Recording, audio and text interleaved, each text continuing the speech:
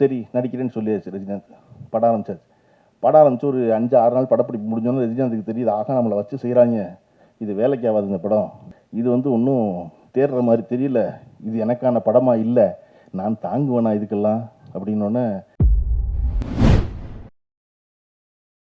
ஊடகத்துறை நண்பர்களுக்கு வணக்கம். 10ஆம் தேதி உயிர் தமிழுக்கு படம் ரிலீஸ் ஆகி அந்த படம் வெற்றி பெற்று அதன் பிறகு பல படம் பண்ணி அதன் பிறகு பல இடத்துல விருது வாங்கி அதன் பிறகு பல ஹீரோக்களுக்கு கதை சொல்லி அதன் பிறகு சாய் விசித்ராவில் போய் பேச வேண்டிய பேச்சை இன்றைக்கே பேசின ஆதம் பாபாவுக்கு முதல்ல வணக்கம். இந்த அவர் சொன்ன அளவுக்கான அளவெல்லாம் படத்தில் கந்தெல்லாம் படம் பார்த்துருக்கேன். இந்த படம் என்ன அளவில் இருக்குன்னு புரியணும்ல. ஏன்னா அமீரை வந்து ஒரு சீரியஸான ஒரு ஃபில்ம் மேக்கராக நமக்கு ஒன்று தெரியும். இப்போ நம்ம ஒரு பாட்டு பார்க்குறோம் உயிர் தமிழுக்குன்னு, இது அமீருக்கான அளவு சட்டையான்னு தெரியலையே அப்படின்னு ஒன்று தோணும்ல. இந்த படத்தை எந்த அளவில் வைக்கிறது அப்படின்னு. இந்த படத்துடைய அளவு என்ன அப்படின்னா, ஆதம் பாபாவுடைய பேச்சை நீங்கள் வந்து சிரிக்க சிரிக்க கேட்டீங்க இல்லையா, அதுதான் அந்த படத்துடைய அளவு. அவர் தான் அந்த படத்துடைய இயக்குனர். இந்த படம் எப்படி இருக்கும்னா அவருடைய பேச்சு போல் இருக்கும். என்ன தோணுதோ அது அப்படியே சொல்வதாக. எனக்கு நல்ல வேளை ஆதம் பாபா பேசி இந்த நிகழ்ச்சியின் இறுக்கத்தை குறைச்சான்னு நினைக்கிறேன். ஏன்னா வரலாறு பூரா நாங்கள் வந்து உயிர் தமிழுக்குன்னு படம் கடைசியில் அது உயிர் அமீருக்குன்னு ஒரு மேடையாயிரும் போல இருக்குது. எல்லாரும் வந்து தண்ணியில் விளக்கமாகவே இருக்குது, அதெல்லாம் எதுக்கு அசரில் எங்கள் அண்ணன், அதெல்லாம் எதுக்கு அசரில் விட்டேங்க அண்ணன், அதெல்லாம் இல்லை, அப்படிலாம் இல்லை, ரொம்ப அசத்துட்டாரு. ஏன்னா சும்மா இருக்க ஒரு ஆளை போட்டு இந்த வேலையை பார்த்தா, அதாவது மாம்பழத்தின் அழகை எல்லோரும் பாராட்டுவர், மாம்பழத்தின் அழகை எல்லோரும் பாராட்டுவர், உள்ளிருந்து குடையும் வண்டின் குடைச்சலை யார் அறிவாருமா. அந்த மாதிரி உள்ளிருந்து குடையும் வண்டின் குடைச்சலை யாரும் அறிய போகிறதில்ல. பார்க்கும்போது என்னை எல்லாரும் சொல்லுவாங்க, என்னங்க அப்படியே அமைதியாகவே இருக்கீங்க அப்படின்னு. ஆமாடா, என்னை வெளியேருந்து பார்க்கும்போது வார்த்தை பார்க்குற மாதிரி தான் இருக்கும், அமைதியாக தான் இருக்கும் எல்லாருக்கும், அப்படியே இருந்துக்கிட்டே இருக்கு போல இருக்குது அப்படின்னு.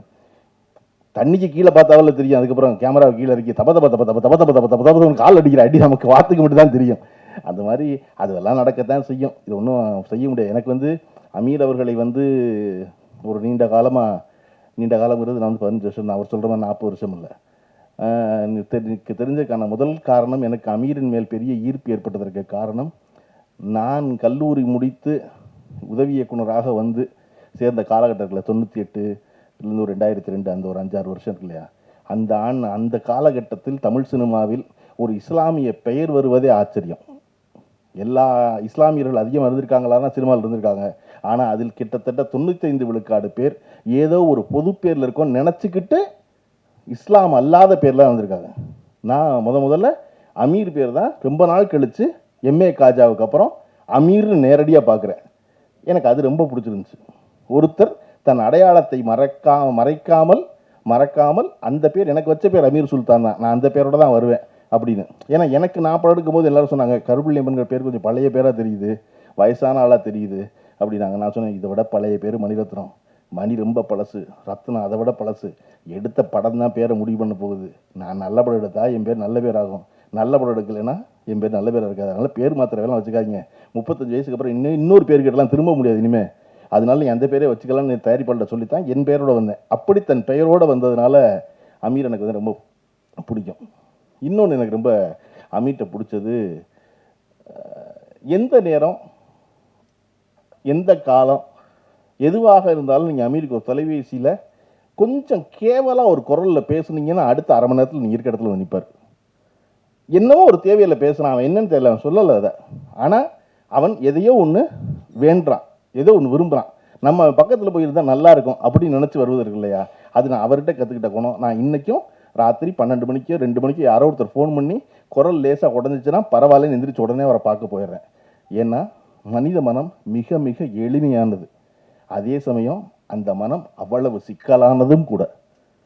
அப்போ அந்த சிக்கலான மனம் எப்போ எளிமையானதாக மாறுகிறது எனில், இந்த சிக்கலுக்கு நான் உன்னோடு நிற்கிறேன் என்று இன்னொருவன் வந்து நிற்கும் பொழுது அந்த சிக்கலான மனம் எளிமையானதே ஆகிவிடுகிறது.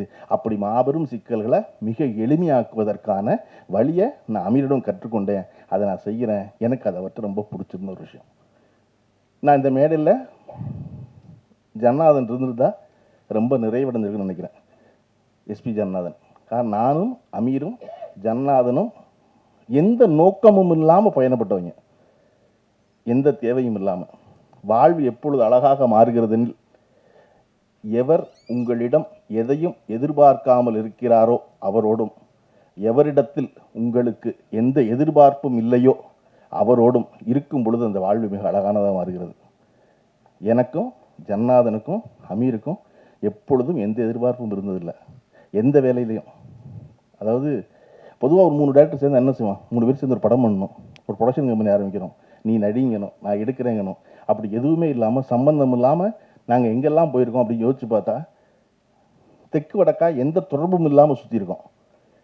முதல்ல கீழடியில் அகழ்வாராய்ச்சி பண்ணி கீழடி என்ற விஷயம் வந்து உலகத்துக்கு தெரியாமல் இருந்து அப்போ தான் ஆரம்பித்த பொழுது நானும் ஜனாவும் அமீரும் கிளம்பி கீழடிக்கு போனோம். கீழடிக்கு போய் நாங்கள் ஒன்றும் பண்ண போகிறதில்ல, அங்கே சும்மா அமர்நாத்தை போய் பார்த்தோம், இப்படி ஒரு விஷயம் நடந்திருக்குங்கிறது எதுக்குன்னு தெரியாது, சும்மா போய் அதில் தெரிஞ்சுக்கோமேன்னு போனோம். அங்கேருந்து ஒரு நாள் வந்து ஜன்னாதன் திடீர்னு வாங்கப்பா வேலூர் போவோம் அப்படின்னாரு. போவோம் அப்படின்னா. ஏன் வேலூருக்கு நானும் கேட்கல, யாரை பார்க்க போகிறோன்னு அமீரும் கேட்கல. அடுத்த நாள் காலையில் ஜனா வண்டி எடுத்துகிட்டு வந்தார். வண்டி எடுத்துகிட்டு வந்ததுக்கப்புறம் தான் தெரியும், எல்லாமே சேர்ந்து அற்புதமாக ஃபோன் பண்ணாங்க, அதனால பேரறிவாளனை பார்க்க போகிறோம் அப்படின்னு. வேலூர் சிறைச்சாலையில் போய் பேரறிவாளனோட ஒரு 3 மணி நேரம் பேசிக்கிறதுக்கு நாள் இருக்குல்ல, எனக்கு இன்றைக்கி நல்லா பசிவாங்க ஞாபகம் இருக்குது. பேரறிவாளன் எதிர்பார்க்கல நாங்கள் வரணும்னு.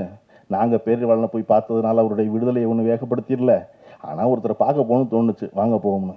அப்படி தான் கனடா போனோம். கனடா போய் நாங்கள் 3 பேருமா சும்மா தெரிஞ்சது இருக்குல்ல, அப்படி இருந்த ஒரு காலகட்டம்.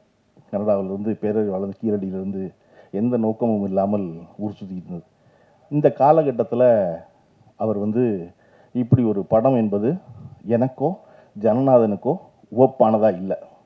எது உயிர் தமிழுங்கிற படம். இந்த இடத்துல நம்ம என்ன சொல்லணும்னா, நான் வந்து எதையோட யோசித்து பார்த்துக்கிறேன் அப்படின்னா, ரஜினிகாந்த் வந்து ஒரு நட்சத்திரமாக இருந்து, அதாவது நடிகராக பெயர் பெற்று நட்சத்திரமாக மாறி சூப்பர் ஸ்டாரை தொட்ட இடம். தொட்டுக்கிட்டு இருக்கும் பொழுது பஞ்சர் நாசலம் அவர்கள் வந்து ஒரு கதை சொல்கிறார். பஞ்சர்னஸ் கதை சொன்னது அப்போல்லாம் என்னென்னா ரெகுலராக ரைட்டு, நம்ம மேலே நம்பிக்கை உள்ள ஒருத்தர் கதை சொல்கிறாரு, அந்த கம்பெனி படம் பண்ணுற முடிவு பண்ணியாச்சு, ஒரு வரி கதை கேட்டுக்க போகிற போய் பாங்குறோட சாயந்தரம், அவ்வளோதாங்க இருந்த காலகட்டம் நடிகர்கள். அப்படி இருந்த பொழுது சரி நடிக்கிறேன்னு சொல்லியாச்சு. ரஜினிகாந்த் படம் ஆரம்பிச்சாச்சு. படம் ஆரம்பிச்சு ஒரு 5-6 நாள் படப்பிடிப்பு முடிஞ்சோன்னு ரஜினிகாந்துக்கு தெரியுது, ஆகா நம்மளை வச்சு செய்கிறாங்க, இது வேலைக்கு ஆகாது இந்த படம் அப்படின்ட்டு. ஆனால் அது யார்கிட்ட சொல்கிறது, பஞ்சன் தான் நடிக்க சொல்லியிருக்காரு, அவருடைய தயாரிப்பு. பஞ்சனை கூப்பிட்டு இது வந்து ஒன்றும் தேடுற மாதிரி தெரியல, இது எனக்கான படமாக இல்லை அப்படின்னொன்னே பஞ்சன் வந்து ஏன் அப்படின்னு, இல்லை என்னையை வச்சு இதெல்லாம் எடுத்துக்கிட்டு இருக்கீங்க, இந்த படம் தம்பிக்கு இந்த ஊர், என்னையை வச்சு இந்த படமெல்லாம் இப்படிலாம் எடுத்துக்கிட்டு இருக்கீங்க, மாட்டு வாழை தூக்கி நான் மணி பார்க்குறேன், சாணி வச்சு ராட்டி தட்டுறேன், நீங்கள் ஏதோ காதல் கதை, நீங்கள் மாதவி இருக்காங்க, நீங்கள் அப்பா சண்டே, நீங்கள் அதெல்லாம் ஒன்றும் பெருசாக நிற்கிற மாதிரி தெரியல, நான் தாங்குவேனா இதுக்கெல்லாம் அப்படின்னோடனே பஞ்சனை சொன்னார், ரஜினி எல்லா ஹீரோவுக்கும் 2 சண்டை வைக்கிறோம், அதிகபட்சம் 3 சண்டை, நீ ஆக்ஷன் ஹீரோங்கிறனால உனக்கு 5 சண்டை வைக்கிறோம். இப்போவே 5 சண்டை 1984, இப்போவே 5 சண்டைனா அடுத்த 5 வருஷம் கழிச்சு எத்தனை சண்டை போடுவேன் நீ, 14 ரீலுக்கு 14 சண்டையா, அதனால காமெடி பண்ணு, அதான் நீ தில்லுமுல்லாம் பண்ணல அப்புறம் என்ன அப்படின்னு. இல்லை அது வந்து அமோல் பல்லக்கர் நடித்து ஏற்கனவே ஹிந்தியில் சக்ஸஸ்ஃபுல்லாக ஓடினது, சாருக்காக பாலச்சந்திரன் சாருக்காக பண்ணது, இது அதுவாகவும் இல்லை இதுவாகவும் இல்லை, ஒரே குழப்பமாக இருக்கே அப்படின்னொன்னே, சரி இந்த படம் ஓடல, என்ன பிரச்சனை ஆகணும், என்ன பிரச்சனை ஒன்றும் ஆகாது அப்படின்னா ரஜினி. யாருக்குப்பா பிரச்சனை, உங்களுக்கு தான் பிரச்சனை, நீங்கள் தான் தயாரிப்பாளர், என்னை வச்சு இது எடுக்கிறேங்கிறீங்க, ரைட்டு நான் நட்டப்பட்டுக்கிறேன், நீ இந்த படத்தை நடி, இந்த படம் ஓடும். ஆனால் இந்த படத்துக்கு அப்புறம் உன்னுடைய கடைசி படம்னு ஒன்று இருக்கும்ல, அது வரைக்கும் உன்னால் காமெடியை விடவே முடியாது, நீ 15 நிமிஷம் காமெடி பண்ணிட்டு தான் அடுத்த வேலையை செய்கிற மாதிரி ஆகிடும், அதனால நீ இதை நடி அப்படின்னு பஞ்சர்நாசலுடைய கட்டாயத்தின் பேரில் ரஜினிகாந்த் நடித்த படம் தான் தம்பிக்கு இந்த ஊர். அது பஞ்சர்நாசலம் என்கிற கதாசிரியர் என்கிற இயக்குனர் என்ன நம்பினாரோ அது அப்படியே திரையில் நடந்தது. அது வரையும் ரஜினிகாந்த் அப்படி ஒரு காமெடி பண்ணி ஸ்லாப்ஸ்டிக் காமெடி பண்ணி பார்த்ததில்லை. இன்னைக்கு வரையும் காமெடியன் மாறலாம், இல்லாமல் போகலாம், ஆனால் ரஜினிகாந்த் 15 நிமிஷம் காமெடி பண்ணி தான் வர்றாரு. அப்போ ரஜினிகாந்த் என்பவர் பஞ்சர்நாசலம் மீது வைத்திருந்த நம்பிக்கை, பஞ்சநாசலத்துக்கு ரஜினிகாந்தை பற்றி இருந்த புரிதல், அதுதான் அந்த படத்துக்கு காரணம் அமையுது. இந்த உயிர் தமிழுக்கு அமைந்த காரணம் ஆதம் பாபாவுக்கு தான் நன்றி சொல்லணும். அவர் தான் முதல்ல இருந்து இல்லை இதுதான் அளவு சட்டை, இது போதும், நீங்கள் சீரியஸாக பண்ணுறதெல்லாம் அப்புறம் போய் பண்ணிக்க உங்கள் படத்தில், இதில் வேண்டாம், இது இவ்வளவு போதும் சொல்லுது இருக்கு இல்லையா, அது வந்து எப்பொழுதும் எல்லாராலும் ரசிக்கப்படும் வெகுஜனத்தால் அப்படின்னு நம்பினார் ஆதம் பாபா. ஆதம் பாபா தான் இந்த படத்தை விடாமல் நடத்தி கொண்டு வந்து சேர்த்தது.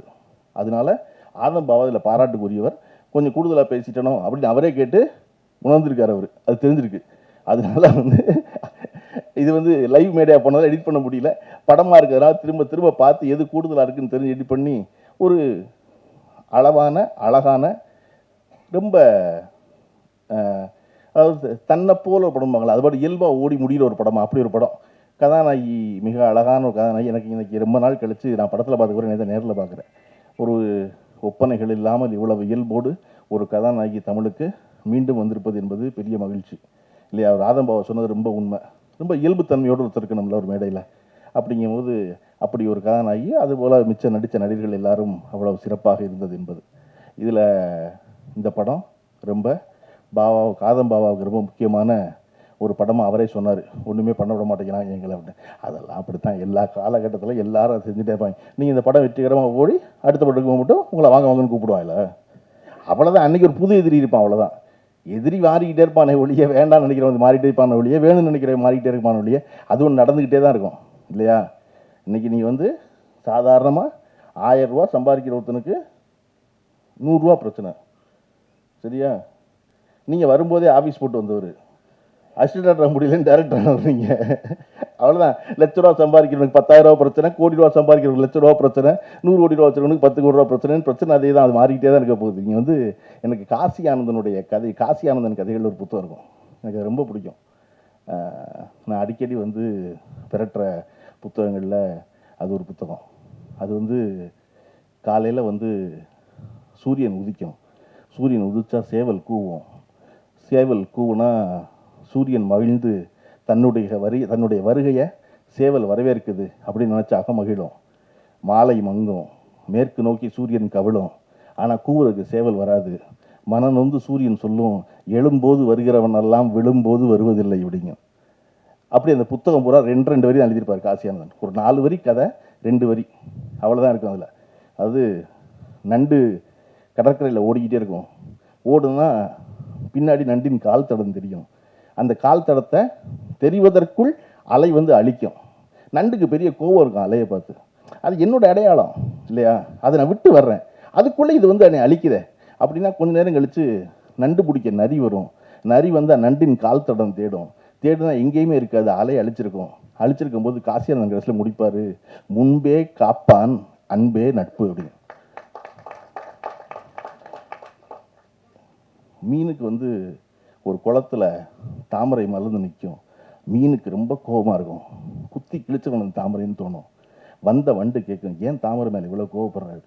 இல்லை, இந்த தாமரையை தண்ணீர் தான் தாங்குது, ஆனால் அந்த தண்ணீர் மேலே விழுந்தால் உடனே தாமரை உருட்டி விட்டுறது வெளியே இல்லையா, என்னது இப்படி இருக்கு அப்படின்னு சொன்னோன்னே அந்த மீனின் காதில் போய் வண்டு சொல்லும், தன்னை தாங்கும் தண்ணீரை தாங்காது தாமரை, தன்னை தாங்கும் தண்ணீரை தாங்காது தாமரை.